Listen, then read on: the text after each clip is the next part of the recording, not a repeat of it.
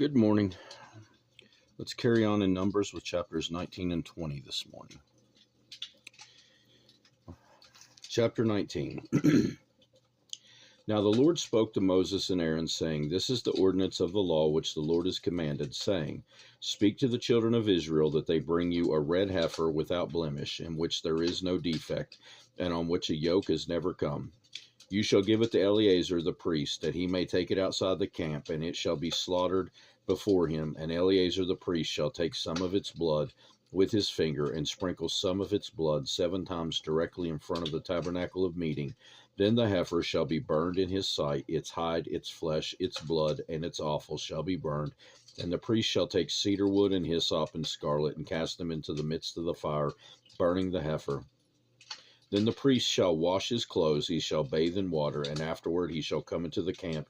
The priest shall be unclean until evening, and the one who burns it shall wash his clothes in water, bathe in water, and shall be unclean until evening. Then a man who is clean shall gather up the ashes of the heifer, and store them outside the camp in a clean place, and they shall be kept for the congregation of the children of Israel, for the water of purification. It is for purifying from sin.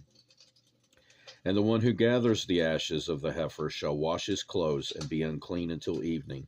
It shall be a statute forever to the children of Israel and to the stranger who dwells among them. He who touches the dead body of any one shall be unclean 7 days. He shall purify himself with the water on the 3rd day and on the 7th day. Then he will be clean. But if he does not purify himself on the 3rd day and on the 7th day, he will not be clean. Whoever touches the body of anyone who has died and does not purify himself defiles the tabernacle of the Lord.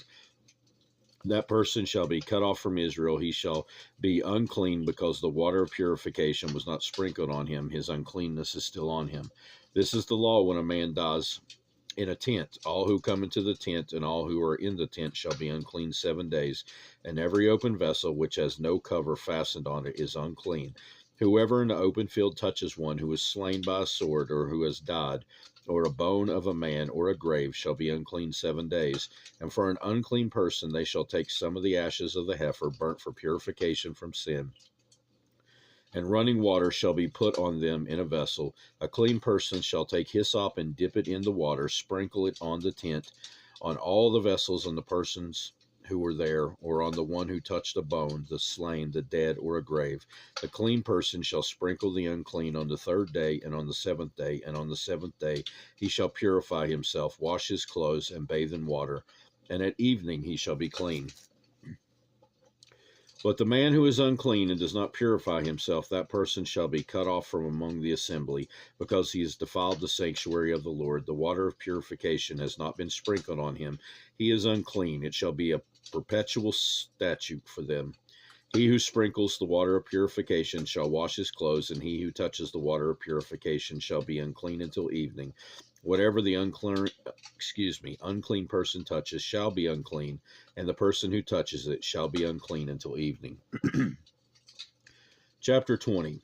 Then the children of Israel, the whole congregation, came into the wilderness of Zin in the 1st month, and the people stayed in Kadesh. And Miriam died there and was buried there.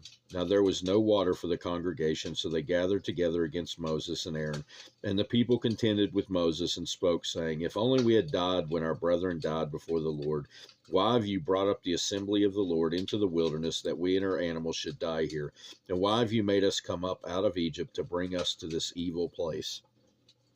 It is not a place of grain or figs or vines or pomegranates, nor is there any water to drink. So Moses and Aaron went from the presence of the assembly to the door of the tabernacle of meeting, and they fell on their faces, and the glory of the Lord appeared to them.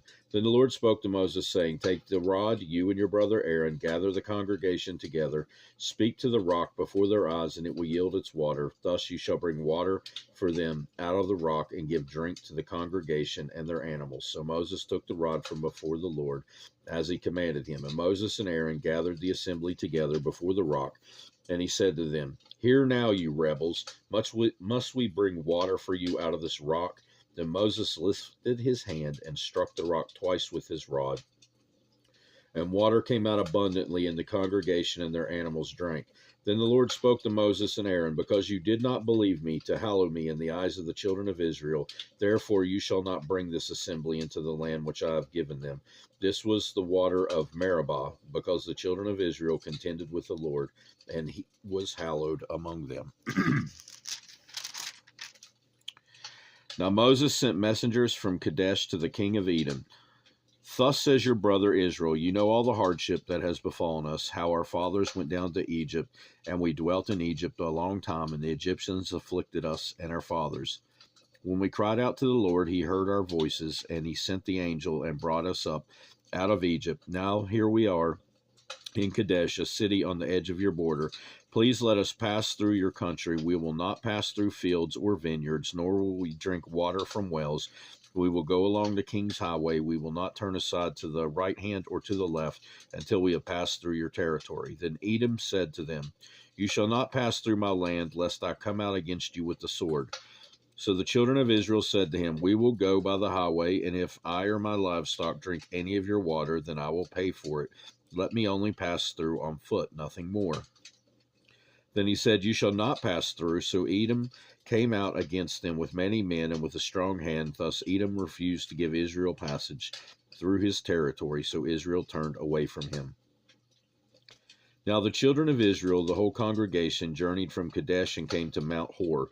And the Lord spoke to Moses and Aaron in Mount Hor by the border of the land of Edom, saying, Aaron shall be gathered to his people, for he shall not enter the land which I have given to the children of Israel, because you rebelled against my words at the water of Meribah. Take Aaron and Eleazar his son, and bring them up to Mount Hor, and strip Aaron of his garments, and put them on Eleazar his son. For Aaron shall be gathered to his people, and die there. So Moses did just as the Lord commanded, and they went up to Mount Hor in the sight of all the congregation. Moses stripped Aaron of his garments, and put them on Eleazar his son, and Aaron died there on the top of the mountain. Then Moses and Eleazar came down from the mountain. Now when all the congregation saw that Aaron was dead, all the house of Israel mourned for Aaron 30 days. That will do it for this time. As always, if God is willing, I'll be back soon, and we'll read some more in Numbers. I hope you have a great rest of your day, and goodbye.